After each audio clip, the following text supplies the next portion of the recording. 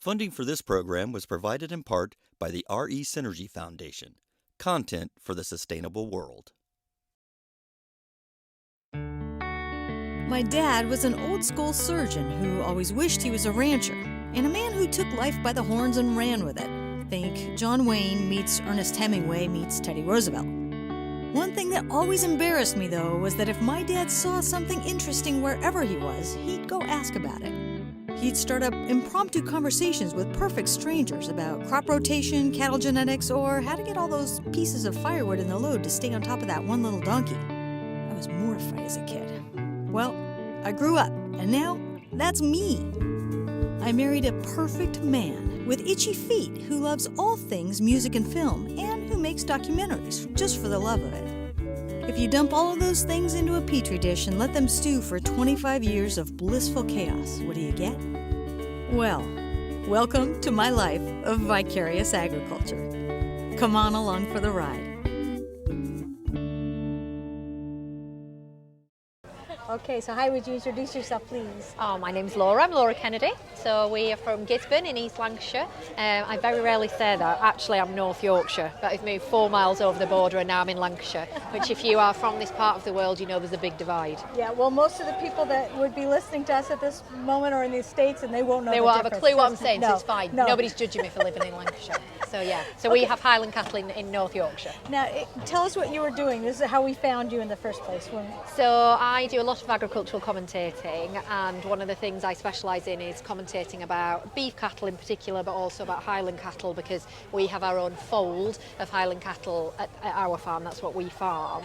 So I can talk about Highlands all day without needing any notes or anything to read off. So today I was trying to gently educate the public all about the characteristics of the Highland cattle breed.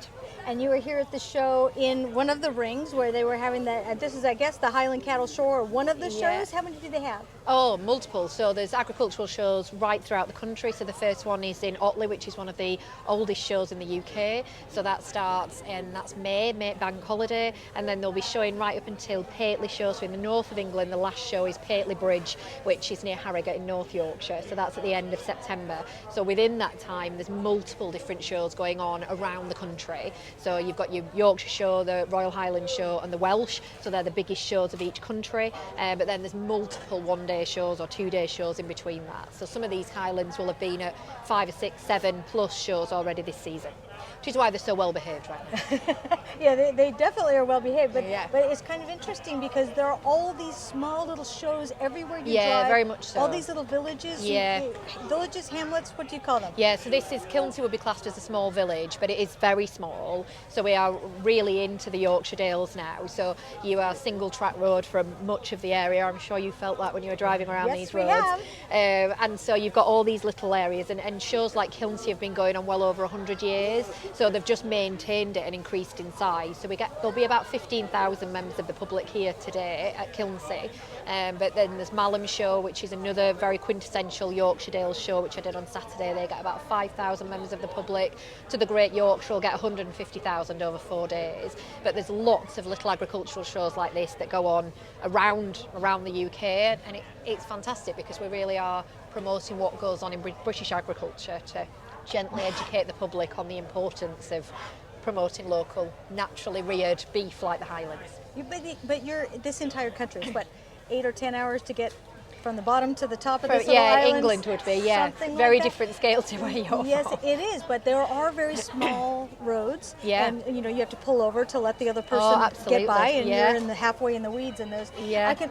I can see how this would be a really difficult thing to get your animals to halfway across the country if you needed to. Yeah, and yet, absolutely. agriculture is so common here. It seems Yeah, very like much so. It's a all real of these little backbone of farms. the industry. Yeah, you start taking pictures and video. Oh, look at that gorgeous field of sheep. Look at Yeah. that gorgeous field of cattle. Yeah. And then by the third day, you're going, wow, okay, there's another field, and Yeah. it's still beautiful, but Yeah. it is so common that the cities are sort of more of a startling moment than Very much so. other way around. Yes, I mean we are well populated in England. If you go up to the west coast of Scotland, which is where the Highlands originate from, you have miles and miles and miles of nothing in between. There's a lot less of that. We're much more densely populated in the UK, in England. However, in the north north of England, you do see that more sparsity in your population, so you do get a lot more of your little villages and your single track roads or very narrow roads in between. So as farmers in this part of the world, it's never a fun job when you've got a Land Rover and a trailer trying to cart things about. The public hate you because you're going really, really slowly. So cursing farmers is common on the roads around here, because when you've got your tractor or your Land Rover with a trailer full of cattle. But it just shows how well used to they are. They're so well used to being around the public and around shows. They're just quite happy to relax and have a little bathe in the sunshine. They're quite calm. So does this tendency towards smaller shows and more of a little microcosm of this breed or this animal, this family? Yeah. Because you have a family here in the Yorkshire Dales, the genetic strain of the Highland cattle. Yeah. You might have a different one a little ways away, but if you have a difficulty in transporting from one space to the next, you might not cart your animal all the way to the north of England, and therefore you start to select for characteristics that are very specific very to a much family. so. Yeah. So if you're doing it on the scale that we are, when you've got hundreds of Highlands at home, but the vast majority of people have small holdings, so they might have another business entirely and just have a few Highlands at home. So then you'll pick your show team out of that. So you might have 2 2-year-olds, 2 3-year-olds, and you might alternate the show that you go to them to give them a rest, but you'll very much have your show team separate to your general breeding stock, so then they're the ones that you would take around with you to the shows. But people do travel, there's people that have shown here today that have travelled up to the Royal Highland Show in Edinburgh, or that have gone down to the Royal Welsh, which is in South Wales. So on our roads, that is quite a trek when you're taking cattle around to go to shows like this, but you will very specifically have your show team that you'll have picked for that year. That'll be your animals, that'll be the ones that go to every show, which is why they're so well behaved, because they're very used to being in the show. Very used to that. Yeah. So in terms of the show in the States, oftentimes that determines the genetic material that's going to get spread across the country, right? Yeah. People say, oh, now that's the bull we want. Absolutely. And so somebody in New Jersey might have semen from a bull in California. Yeah. Not that many Highlands in California compared to other places. Yeah. But does that same thing happen in England, or is it regionally concentrated? No, not at all. So with beef cattle generally in the UK, it's natural, we use bulls to reproduce, whereas with dairy cattle, it's probably 95% artificial insemination. Excuse me. So with dairy cattle, we very, very rarely use bulls. Only the top quality bulls. Often there's Cemex is one of the biggest AI companies in the world. They're based in Canada. We use a lot of their genetic breeding in our black and white cattle. Whereas with Highlands, with your longhorns, they very much use bulls. So we use bulls to breed from. However, we are getting more. That Highlands in particular are becoming more of a recognised worldwide as a breed that can last on, can survive on really rough grazing, promote good quality beef, convert that from rough grazing to good quality beef. So we are seeing that people will want the genetics of that traditional Highland cow that's from the UK, but you're not going to take that over to the US. So we are seeing more artificial insemination used. But within the UK, you have a registered fold, so the Gaelic word for herd, of Highland cattle. So in this show here, we'll have some of our breeding will be in some of these cows, but that will go throughout the country. So you've got some really old folds of Highland cattle, mainly in Scotland, that might have been in their first herd book in the 1800s. However, you'll still have those breeding filtering through.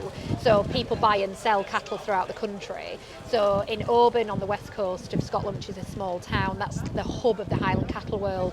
So they have a biannual show and sale there, and people will drive up from the very south of England to purchase some of the best Highland cattle in the UK and drive it around. So then you're getting this different breeding and these different genetics right around the UK. But we also get, when you go up to Oban, we get a lot of bidders from Eastern Europe, all of Europe coming in, and they'll buy cows to take over. So we are seeing more artificial insemination, we are seeing more bulls, but we are exporting animals over to Europe as well.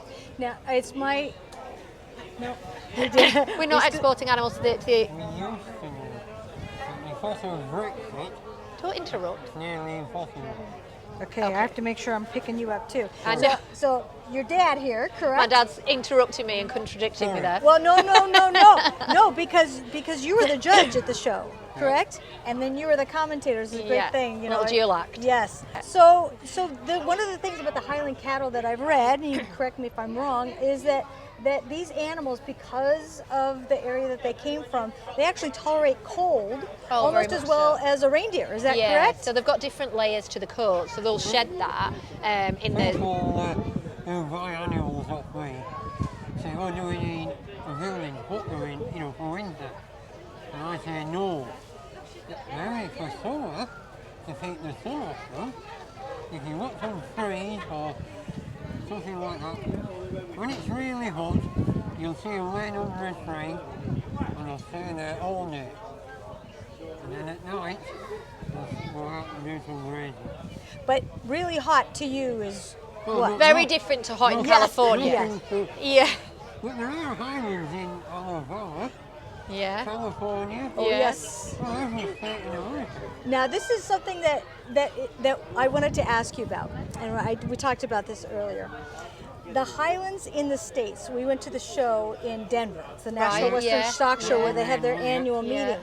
And what we noticed is that the judges that have been judging those, I believe, are kind of the beef judges. Yeah. And so what they're starting to do is shave the cattle because the beef judges want to see the animal itself. And to me, that's one of the most glorious things about this animal is that coat. I mentioned that many times when I'm commentating is we don't eat the horns. However, with Highlands, we very much do judge on aesthetics. So the horns have to be a certain way for a cow, very different to how they are for a bull, and the coat is part of that. So Dad mentioned earlier when he was judging about the black cow at the end, how she never has very much coat on her. So if you judged her in January, when she had a winter coat on, she'd probably actually look a little bit better aesthetically.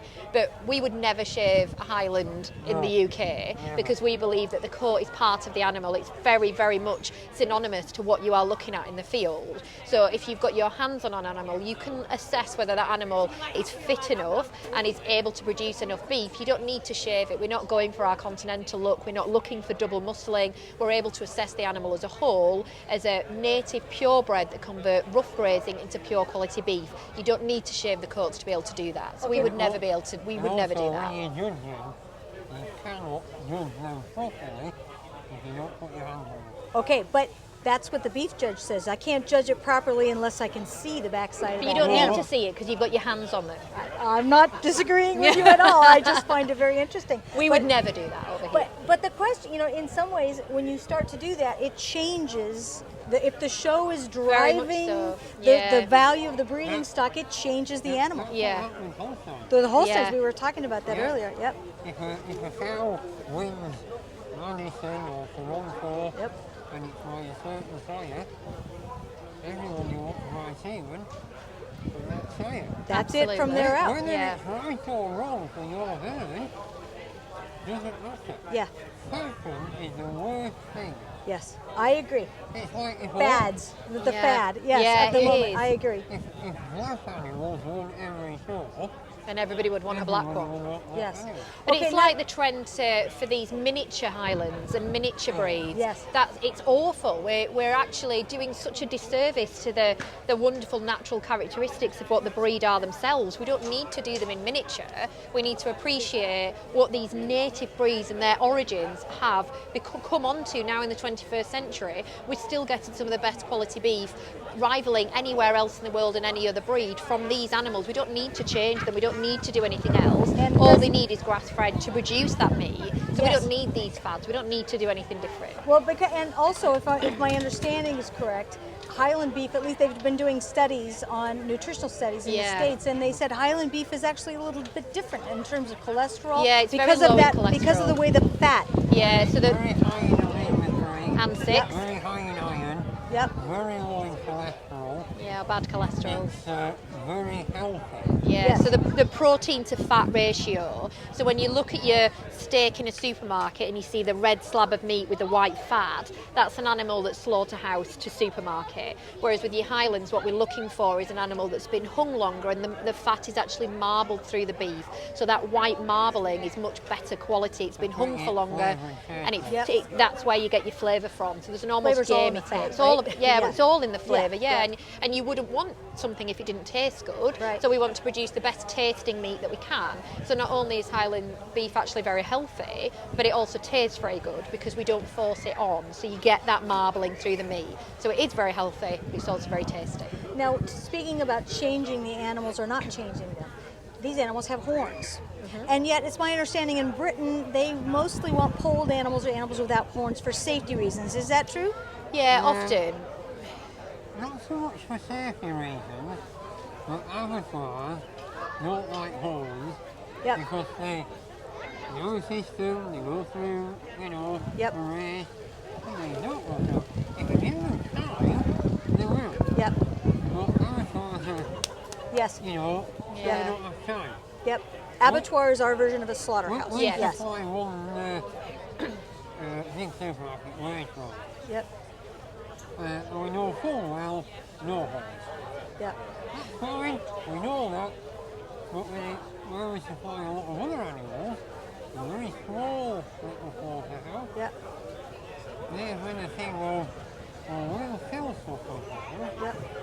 and they're getting quite a lot of business, because not many places do. Yes. So we don't have a problem.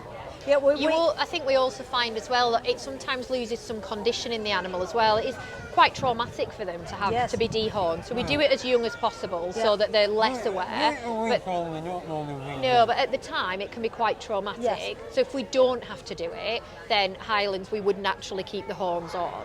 The animals that are naturally depolled now, that's just evolution over time. They become naturally depolled and naturally polled. However, with Highlands we don't take the horns off unless it's requested, such as your larger slaughterhouses, because they want that production line, they want ease of going through it, and horns can get in the way of that. Yeah, production has really changed our animal breeding in general. Absolutely, we were talking about that with the Holsteins earlier. But this is one of those animals that you have both the production capacity in a different type of way. I mean, they're pretty independent animals. They take their good Very mothers, much if I'm understanding. Yeah, they're outside 365 days a year. Very easy calving, incredibly maternal. Calve every year, so they're known for their longevity. So easy in the respect of having animal husbandry. If you put 20 in a field, there won't be 20 here.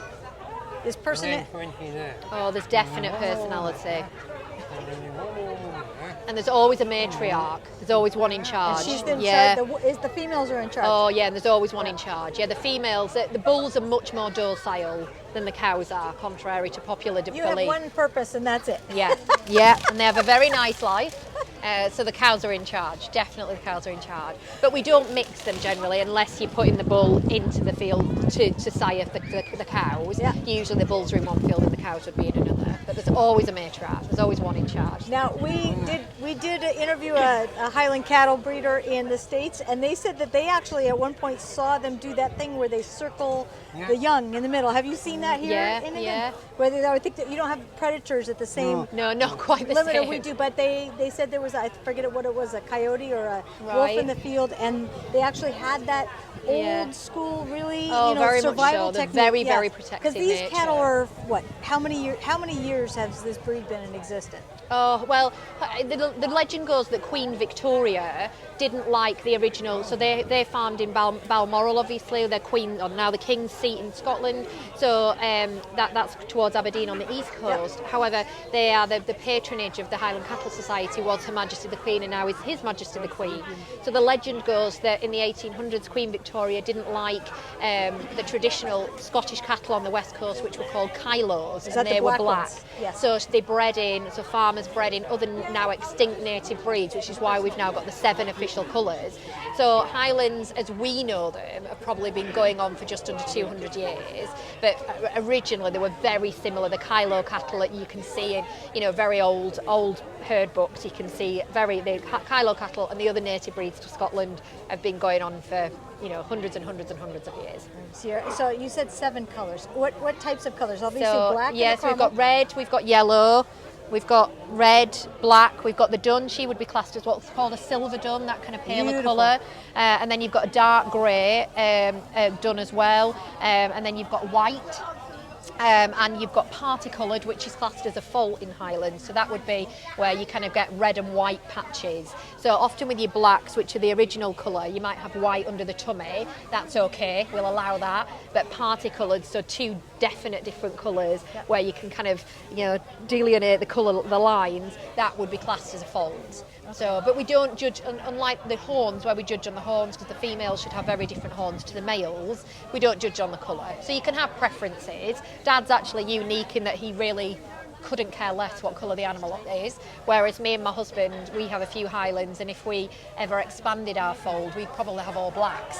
So he's from the west coast of Scotland, so likes that smaller, more traditional, Highland that's black. But, they can come in any colour, and you can't guarantee what you'll get. You could put a yellow bull to a black cow and get a red calf, so you've no idea what you're going to get out of it. So it's always interesting when they calve. Did you get your Highlands for your birthday? Was that your mother we were speaking My mum, with? yeah. So we've been she got a couple for her birthday, for her and that birthday. started you, right? Yeah, and it very much, we didn't get taken out by foot and mouth. So in 2001, when foot and mouth decimated the dairy industry in the UK, we didn't get it, which on the surface of it sounds lovely that we didn't have to cull all our cows. However, from a financial perspective, we didn't get a payout to cover the culling costs of the cattle. We couldn't sell the milk, we couldn't move any of the cows, so financially that had a significantly detrimental effect on us as a business. So we'd always loved Scotland. Dad took 10 days off a year when I was a child. He was allowed one Sunday off a month, Christmas morning, because he had 3 children, and 10 days off a year in August. That was it. And so we had every holiday, and those 10 days was in a caravan in Scotland. So we always sought out, even though we were farmers, we still sought out anywhere that had Highland cattle. My sister went to university in Glasgow and married a chap from Edinburgh, has never come home. I married a chap from Auburn on the west coast. We're very, very much lovers of Scotland. So my dad just brought mum 2 for her birthday one year, and it went from 2 to maybe we should do this on a slightly bigger scale, and now we probably are the largest fold of Highland cattle in Europe. Wow. So yeah, so it massively became something we didn't expect it to do. But with farming in the UK now, because it's just not sustainable to farm how you used to do on a smaller scale, farmers have had to diversify. So you'll see either farmers are going bigger, so you don't have these smaller dairy herds, for example. Now everybody's milking hundreds of cattle, not just 50 or 100. And that's in the last few years. We were milking 140 when we went out of milk. There's not many farms milking. That's now classed as a small farm. Farmers are going either bigger or they're having to diversify to something else. So we started to diversify by selling the Highland beef, to that being actually we're not really making anything with the dairy cattle, and we were milking 3 times a day, so it's incredibly time consuming. So then let's just do this full time. Yeah. And how much more fun it is. Yeah, I mean, they're glorious animals. Yeah. So what is the name of the farm if people wanted to find you? So we're Hellifield, so Helli Field, so we're Hellifield Fold of Highland Cattle. So we're a small village right on the edge of the Yorkshire Dales, and we're very uniquely placed. We're very central northern England, so we're close to the motorway. So Dad does it on a big scale in that he's got the capacity to be able to buy bullocks from Scotland to then turn them around to fatten them up for beef, but we also sell a lot of animals all around the country. So we have our breeding, Hellifield, the line of Hellifield breeding goes around the country really. But I just have to ask you something. It was ironic to me that one of the reasons we wanted to come to the British Isles and go up to Scotland was to see the Highland cattle, because we followed them in the States. Yeah. And yet we didn't see a whole lot of them, No. except in certain areas where they have 1 or 2 for the yeah, tourists very to much look so. at. We farm, there's probably more, and people like Dad who are farming it on a much bigger commercial scale as opposed to just having a few in a fold, which is lovely that people are doing that. Most of the people here today have their own businesses, separate businesses, but they have Highlands on the side. But it's people like that are keeping it going. That's a wonderful thing to do, because we need that. We need more. There'd be no need for Highland or Highland beef if we didn't farm. They've got to have a purpose. So the more and more people are buying them, and we've seen that in England, is that more and more people are buying just a few and keeping them either alongside the rest of their stock or as a separate interest as part of their everyday business, and that's really, really good. So we're actually seeing there's probably head of more Highlands actually in England now than there are in Scotland. There is a lot more on the Western Isles, on Mull and Kerrera and Islay and Skye. There are more Highlands on the Western Isles, because with the rough kind of undulating ground, Highlands are still the best stock for you to keep up there. Yeah. So there is that, but head on, there's probably more Highlands in England than there are in the rest of the UK. Is there an association that the helps Highland to Cattle say- Society. Okay. Yeah, so all the exhibitors today have registered foals of Highland cattle, so the Gaelic word for herd, and they're all registered within the society. So every single animal is a registered pedigree, so you can't sell an animal without the certificate, the pedigree certificate going through the society. So it's a non-charitable fund, staffed, and it's big. The patron is His Majesty the King, but every animal here is a registered pedigree. So they're all registered foals of Highland cattle that oversee it all.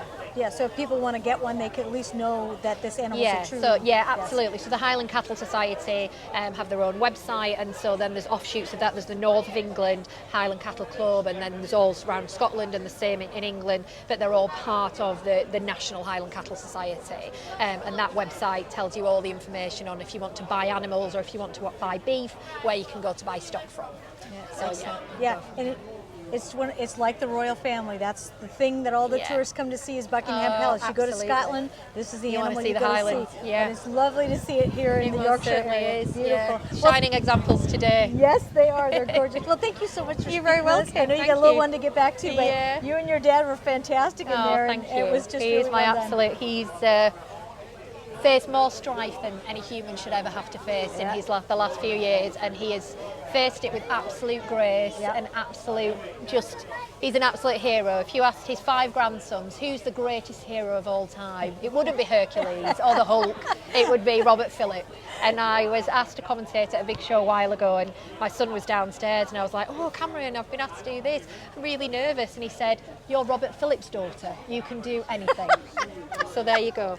Well, and I so admire people that have that institutional knowledge, and we are losing it. The people that have lived through old times and new, but they know all there is to know about this cow or this breed or farming in winter or whatever it happens to be. Absolutely. It is such a valuable asset, and we are losing it quickly. I think. And I think we lose that. You know, when we were a dairy farm, you could, black and white cattle are stamped on the back with numbers, and Dad would be able to look at a number of a cow in a field and tell you every history of its breeding. With the Highlands, they have the yellow tags in their ears. Dad could tell you a number, and once again, we've got hundreds of cattle, and he could tell you the entire history of that one cow. What it, when he was talking in the ring about the black one, it was our bull that had sired the grandmother of that cow, and he can tell you the exact lineage of the animal. And I don't think people realise what goes into being a farmer and how dedicated they are to looking after their stock. And we are in the UK, the welfare standards are so incredibly high, and that is because every single farmer is doing this to promote the breed, and not just to fill the supermarket with beef, but to do it to keep these animals going. And there'd be no reason to keep them alive if there wasn't a purpose to them. So the important thing is to buy local, buy seasonally, field to fork, reduce your air miles. I agree. Well, thank you so much. You're very welcome. Thank you so much. Thank you.